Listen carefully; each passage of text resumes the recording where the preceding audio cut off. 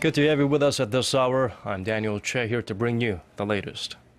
South Korea, the U.S. and Japan have agreed to expand their coordinated approach against continued threats from North Korea. It all happened on the sidelines of an annual security meeting in Myanmar. Our Yudian starts us off. Top diplomats from South Korea, the United States, and Japan have vowed to take a stronger and more coordinated stance against Pyongyang.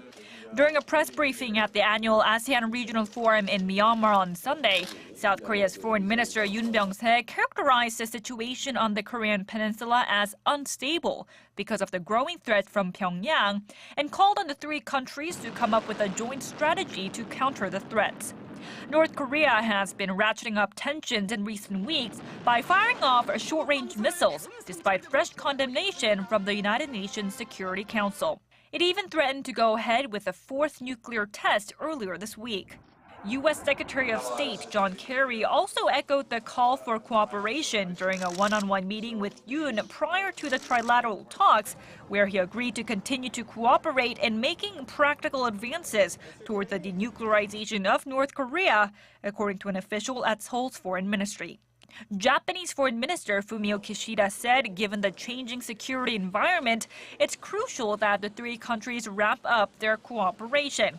Kishida also ensured transparency with regard to Japan's recent negotiations with North Korea on Pyongyang's abductions of Japanese citizens. Yurian, ARIRANG News. And for the first time in more than a year, the standard interest rate is expected to be lowered here in Korea. The Financial Supervisory Service said Sunday it is highly probable that the Bank of Korea will lower the standard interest rate by 0.25% to 2.25% at the upcoming Monetary Policy Committee meeting on August 14th. One of the factors fueling this decision is the continued negative impact on consumer spending by the April ferry disaster. The move comes in the wake of a stimulus package introduced by Korea's new finance minister, Choi Kyung-hwan. Experts say the government's willingness to boost the domestic economy through a mix of policy measures will send a strong message to the market. When Pope Francis sets foot in Korea this week, he's expected to have a truly Korean experience. Every possible item that he might need during his visit will be provided by Korean companies. He will be driven around not in a grand limo or a special Pope mobile, but a humble and compact car created by Kia Motors. During the papal mass, he will don robes handmade by Korean nuns and drink a brand of Korean wine used in most Korean cathedrals. Two Korean mineral water brands will keep the Pope and his team hydrated throughout his stay. But none of the brand names used by the Pope will be publicized as a show of the company's devotion to the Pope's humble approach to his ministry. Moving over to Japan, while the Abe administration is seeking legislation to exercise its right of collective self-defense, opposition party lawmakers are preparing a bill that would prohibit the move. The Tokyo Shimbun reported on Sunday that the bill was crafted with the idea that the country's security should be carried out by non-military methods, and says that Japan should not be allowed the right to engage militarily in defense of its allies under attack. Experts have observed that it seems highly unlikely that the new bill will pass, since the ruling party has majorities in both the lower and upper houses of parliaments.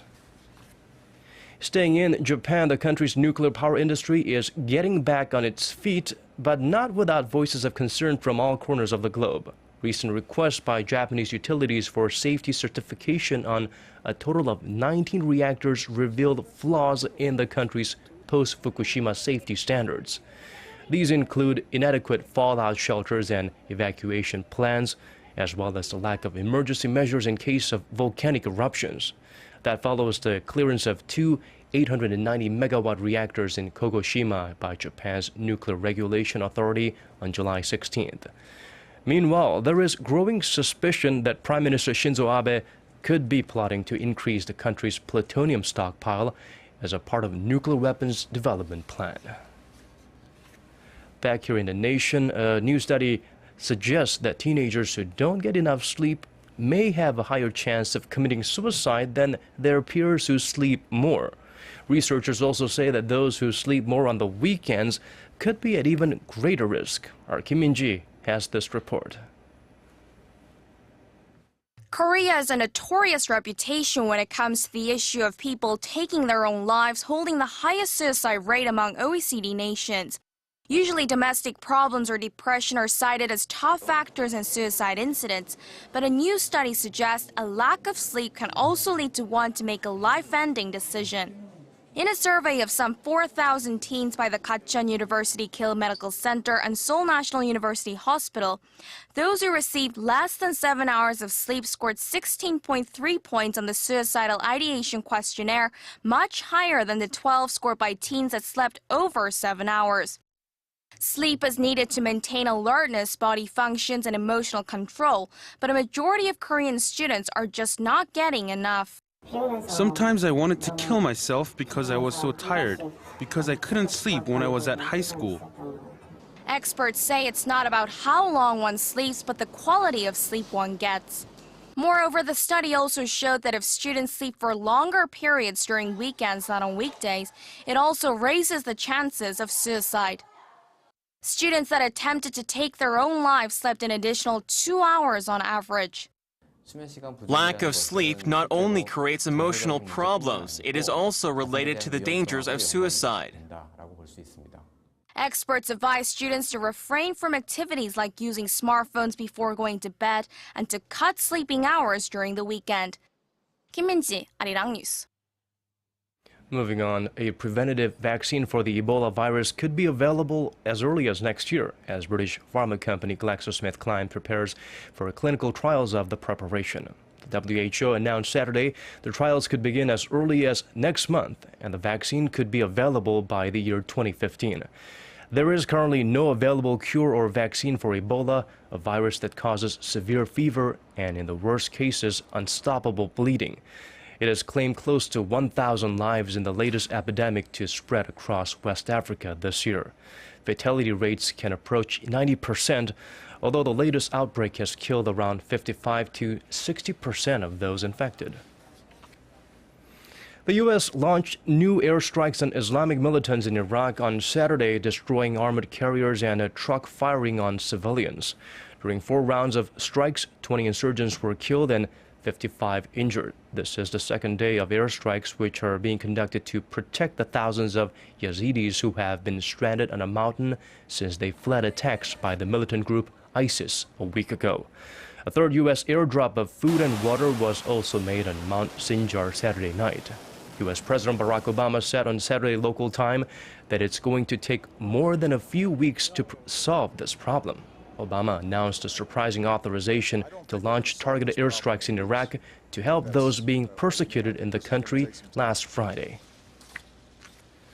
A passenger plane crashed near Tehran on Sunday morning, killing at least 38 people. There were 48 passengers on board the plane, and initial reports have stated all of them were dead, but according to the Islamic Republic news agency, some survived and were transported to a hospital. The Iran 140 Sepahan air passenger plane bound for Tabas in northeast Iran crashed shortly after takeoff. One official said the crash was due to an engine failure.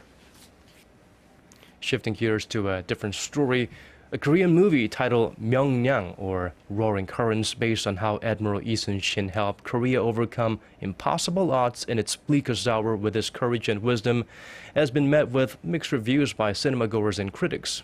Nonetheless, most patriotic Koreans appreciated the homage to one of the nation's most celebrated historic figures, and it was well on its way to replace Hollywood blockbuster Avatar as the most viewed movie in Korean cinema history. Our Kwon So-ah has the details.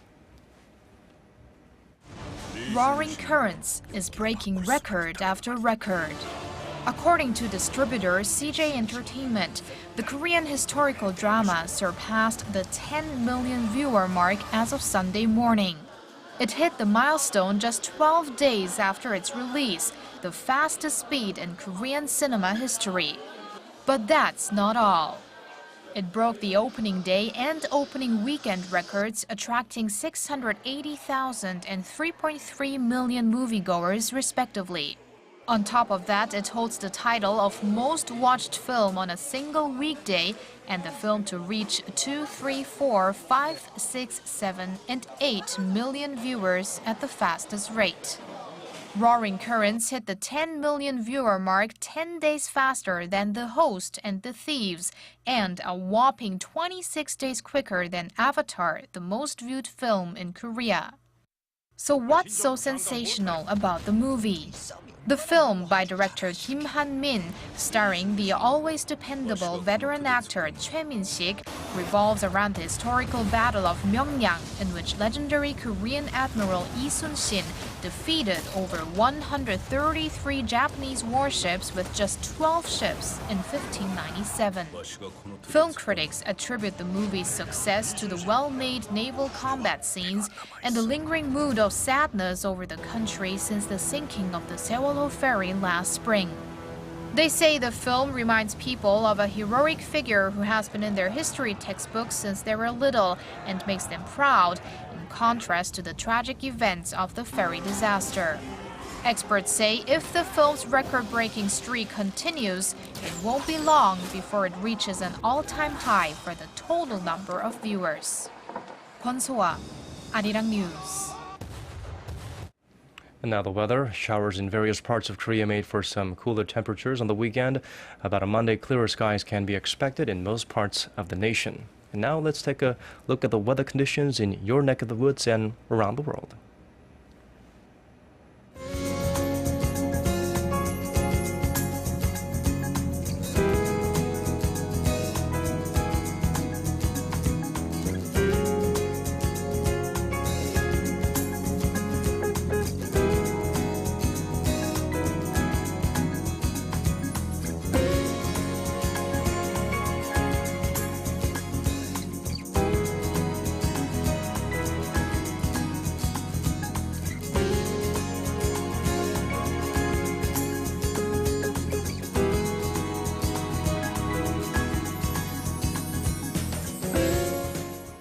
And that's a wrap for us. Thank you for watching. Those in the same time zone as Korea, have a great rest and a good start to a new week.